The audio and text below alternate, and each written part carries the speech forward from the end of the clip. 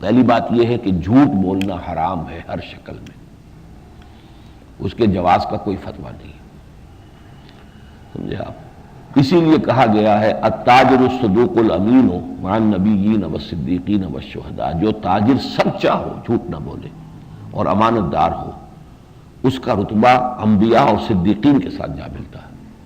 Temptation بہت ہوتی ہے نا، ذرا سا جھوٹ بنا لیں، داؤ لگائیں، پیسے زیادہ مل جائیں گے۔ اس ٹیمپٹیشن کو جتنا آدمی ریزسٹ کرے گا اتنا ہی اس کا اجر و ثواب بڑھے گا۔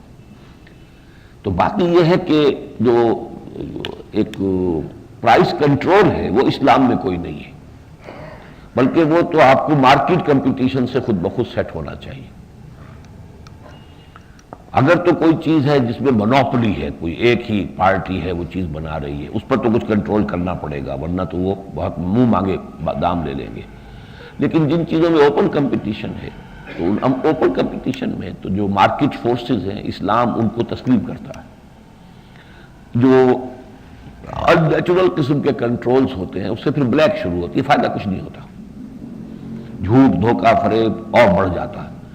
اس میں تو یہ کہ ٹھیک ہے آپ کی دکان ہے، کسی اور کی بھی دکان ہے، آدمی آ کے آپ کا بھی مال دیکھے گا، آپ کتنی قیمت پہ دے رہے ہیں، دوسرے کا دیکھے گا وہ کتنی قیمت پہ دے رہا ہے، he will choose it, that's all. بس یہ بتانا ہوگا، اگر آپ نے اپنے مال کا نقص نہیں بتایا تو پھر آپ حرام کھا رہے ہیں۔ نہیں، آپ اس کو کر کے دیکھیے، تھوڑی دیر اللہ تعالیٰ آپ کو آزمائے گا، پھر بعد میں آپ کی ساکھ اتنی ہو جائے گی، آپ سے لیں گے کہ یہ شخص جھوٹ نہیں بولتا، اس نے کبھی دھوکہ نہیں دیا۔ لیکن ایک انیشیل پیریڈ آف ٹیسٹنگ ہوگی جس میں کہ آپ کے اندر کتنی اس معاملے کے اندر پختگی ہے، اس کو اللہ تعالیٰ ٹیسٹ کر لے گا۔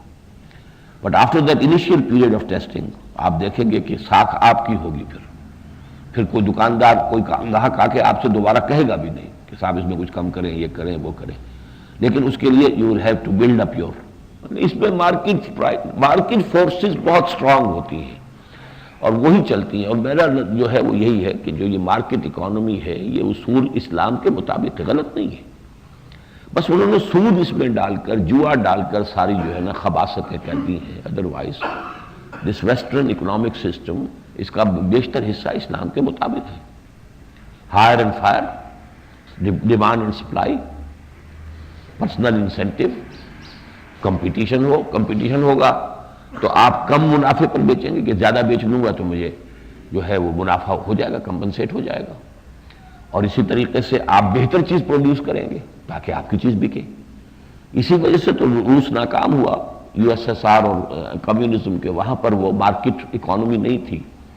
اب ایک آدمی کام کرتا ہے، زیادہ کام کیوں کرے، اسے تو تنخواہ ملنی ہے نا، ملازم کو تو کام کرنے کا انسینٹیو نہیں ہوتا، مالک جو ہوتا ہے اسے یہ انسینٹیو ہوتا ہے میں زیادہ کام کروں گا تو زیادہ کمائی میری ہوگی پھر۔